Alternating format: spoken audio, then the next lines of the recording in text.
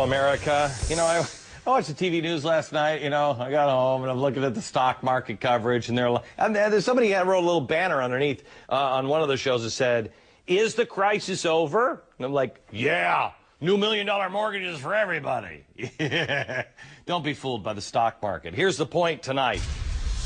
Do not believe the hype. An upswing in the market does not always equal health or even a recovering economy. We're going to have big downs and big ups for a long time to come. And here's how I got there. For starters, yesterday was Columbus Day. And while the stock market was open, the credit market wasn't. And that is where we need to see significant progress before anybody starts popping champagne with, dollar bills that, now it takes about 1 billion of them to equal one. Most importantly, yesterday's gain should not be encouraging because, when you look at it and go, whoa, almost 1,000 points, because of this little fun fact. Do you know when the last 4 biggest daily percentage gains in the stock market history took place? You ready? 1929, 1931, 1932, and 1933. For you young whippersnappers out there, that was a time we used to call the Great Depression, and we liked it. Forget about daily gains. Ask yourself, your grandparents, how was life back then? So tonight, America, here's what you need to know. The federal government is just so colossally bad at business. The reason why yesterday's market was so good is the feds announced they plan to buy stakes, whether they wanted to or not, the U.S. banks, in those banks.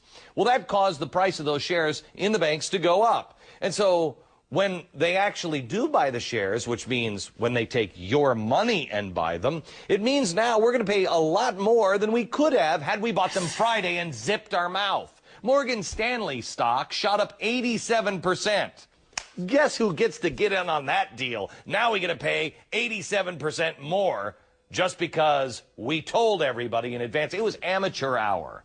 Brought to you by the same folks who buy $1,000 toilet seats and run the DMV. Do me a favor. Stick to just pointing fingers at each other and yelling at each other, boys, will you? Leave the real economic work where it belongs, in the hands of the free market.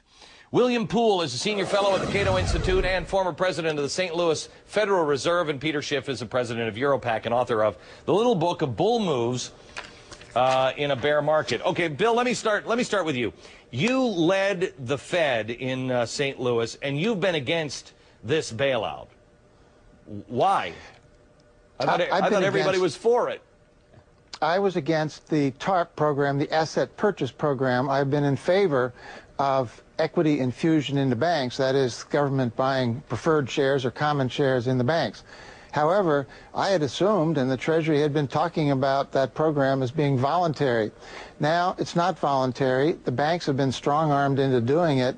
And I must say, the Treasury has no authority in the law, as far as I know, to require banks, any other company, to sell a piece of themselves to the United States government. Hang on just a second, Bill, because this is something that I have not heard covered anyplace else. I have not heard this focused on. Everybody's so busy celebrating. But they forced the bank. The banks could say, I don't want your money. And the banks must sell them these preferred shares to the government. Why would they do that? The banks were volunteered the way a soldier in the Army gets volunteered to do latrine duty. Yes, sir, Sergeant. Yes, sir. Right away, sir. That's the way this was done. And I find it highly objectionable that we are not operating under the rule of law. It sets a very bad precedent. It means that in the future, anytime there is a crisis, the government will have the authority to require a company to sell a piece of itself to the federal government. So, I think it's terrible. Peter, let me ask you this, that begs the question. Is capitalism dead and fascism alive? I mean, when can a company say, no, you can't buy shares of me. I don't want to sell them to you. Unfortunately, we buried capitalism years ago, and we've been talking about this. Nothing the government is doing is legal. They're violating the Constitution with everything that they do. But, Paulson said today about this plan, he said it was necessary and unprecedented. And he's wrong on both counts. It's completely unnecessary. And unfortunately, there is precedent for this type of monetary policy. They tried it in Argentina. They tried it in Weimar Republic, Germany. They're trying it right now in Zimbabwe. I got right here in my hand 100 billion Zimbabwe dollars. And if I spend it quickly enough, I can buy a pack of chewing gum. This is the road they're taking us down.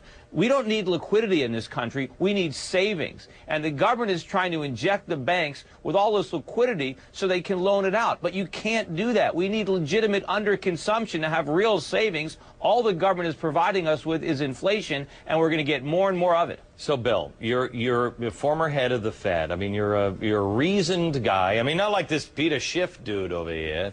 You're a guy who knows how this system works. Are we headed towards Weimar? I mean, how do you pump this much money into a system that we have been doing over and over again and still intend on doing without inflating our money like crazy? There is an inflation danger for the long run. It's not a danger next year in the immediate future. And it is a worry. I don't think there's any possibility of hyperinflation. We're not going the way of the Weimar Republic or Zimbabwe. That won't happen. But there is a real danger that we will... Why wouldn't that happen? Because the federal authorities and the Federal Reserve and the understanding of the economics profession is such that that won't happen. It's not. I'm confident that it won't happen. So you're saying we're smarter, Bernanke and Paulson, these guys are smarter than the central bankers of other countries? They're repeating all the same mistakes. They're no smarter. They're the ones that got us into this mess. And fundamentally, intrinsically, there's no difference between the money the Fed prints and the money the Zimbabwe government prints. It's all paper. There's nothing there. I don't disagree with that, but I believe that this country is a far more responsible country than Zimbabwe. You know, based on what evidence? About that. Yeah, I will tell you, Bill. Yeah, go ahead. Go ahead. Well, I would like to, those are valid long-run concerns, and we must pay attention to them, and the federal budget deficit is going to be a big problem in coming years.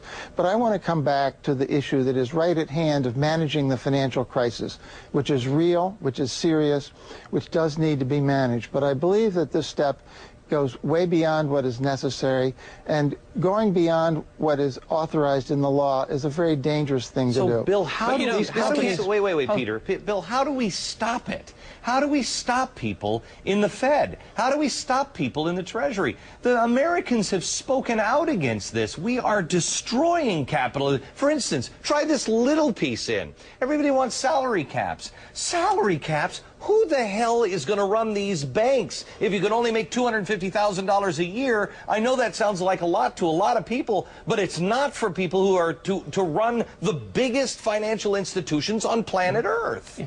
You know, well, one thing that would stop it would be if one of the executives of these companies, if one of these banks, the 9 banks, were to go to court and ask for a court injunction against this requirement. Then it would be tested in the court system. We have a very high integrity in our court system, and the case would be heard promptly. I don't think so. You know, also the problem is this crisis can't be managed. We need the free market. You've got these cronies in Washington. They're like little kids with a chemistry set, and they keep on throwing these chemicals together, trying one thing after another. They hope they're going to stumble on a miracle, but they're going to blow us all up. Okay, guys, thank you very much. I appreciate it.